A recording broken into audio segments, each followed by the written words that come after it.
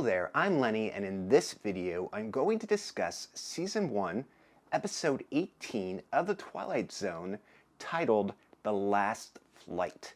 The original air date for this episode was February 5th, 1960. The year is 1917, and the world is in the middle of a war. This is where we are introduced to Flight Lieutenant William Terence Decker, or as the British pronounce it, Lieutenant William Terence Decker, who is flying recon over France. Decker is currently lost, not sure where he is, not sure how to get back to where he needs to get to, and he flies through a weird cloud of silence. Upon exiting this weird cloud of silence, Decker sees an Air Force base down below which he can land at. Decker lands his plane and he sees that he is at the Lafayette Air Force Base located in France. But there's something definitely wrong about him being at this Air Force base. Upon landing his old school plane amongst the newer planes, Decker is taken in by Major Wilson to find out what exactly is he doing there. Major Wilson leads Decker in to speak to General Harper, and both men are amazed at the authentic clothing and uniform that Decker is wearing, and how committed he is to the act of believing that the year is 1917. And Decker finds out that it is March 5th, 1959. Both the Major and the General believe that Decker is off his rocker. They think he's completely cuckoo. He's going to be held in detainment until they can figure out what to do with him. Decker's personal items and ID and paperwork are taken off of him and held by the General, which he puts in an envelope. And when I mention the General, I am not talking about General Insurance and the General that used to hang out with the Penguin guy. Now hangs out with Shaquille O'Neal, and nobody knows what happened with the Penguin. While Major Wilson is interrogating Decker, we find out from Decker himself that he is a self-proclaimed coward. That normally when he goes on recon missions, he actually flies up within the clouds and hides there, and then flies back after a certain amount of time to make it look like he actually went scouting. Decker is so dedicated to this lie of portraying this brave individual, this brave soldier, that he has even shot bullets at his own airplane using his own gun to make it look like he was shot at and bravely fought back and escaped. Decker is usually teamed up with a very brave pilot named McKay, loves to serve his country, and looks forward to flying each and every mission. Major Wilson, who is familiar with the last name McKay, says that there is an Air Marshal McKay actually going to visit the base that they're on today. This is where we get to the true nuts and bolts of the story. Decker says that it can't be the same McKay that he knows because he actually left McKay to die.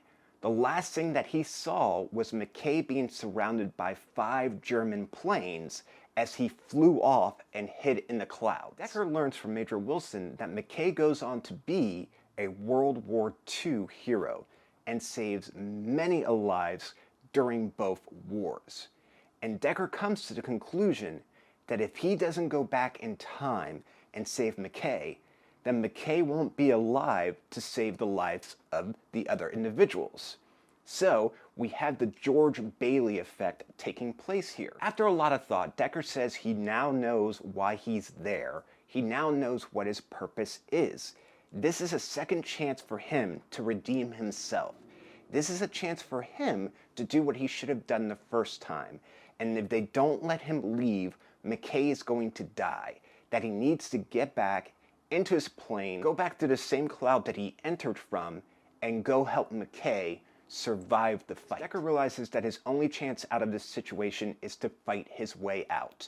And Decker one-punch KOs the Major. Also, KOs the guard who's watching the door. Knocks both of these individuals out with one punch each. Decker is running all over the base looking for his airplane, and he finally finds it. And as he's trying to start the propeller, old school propeller, try to get that bad boy going, spin that propeller, get that propeller, like he's on The Price is Right. As Decker's trying to get into the airplane and fly away, a mechanic goes to grab him, and Decker knocks this guy out with one punch. For a man that is a self-proclaimed coward, this guy has a career in pro boxing.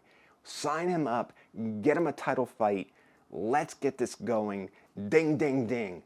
3 KOs. Decker is able to get into his old school airplane and fly off into the sky and enter the silent cloud that he entered and exited before. Air Marshal McKay does make it to the base, and he speaks to the major and to the general.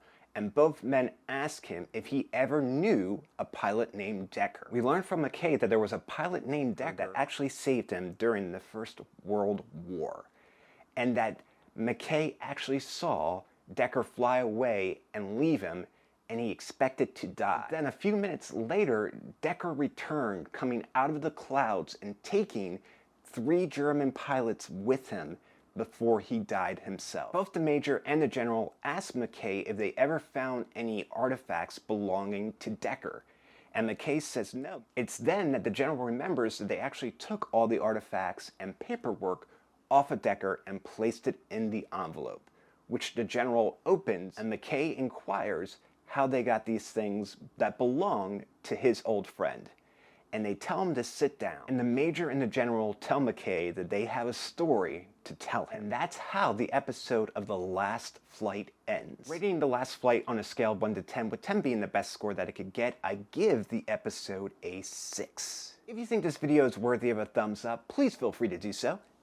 And if you enjoyed this video and you want to see others just like it, all you have to do is hit the YouTube logo, which is going to be down in the corner, and you'll get a notification anytime a new video is uploaded to the channel. You can also feel free to please check out the other playlists that I created for movies and TV show reviews. As always, I want to say thank you so much for watching this video. Thank you for your time, and thank you for the opportunity to talk about these things that I'm passionate about. I greatly appreciate that. Please be safe, be careful, and I'll talk to you soon.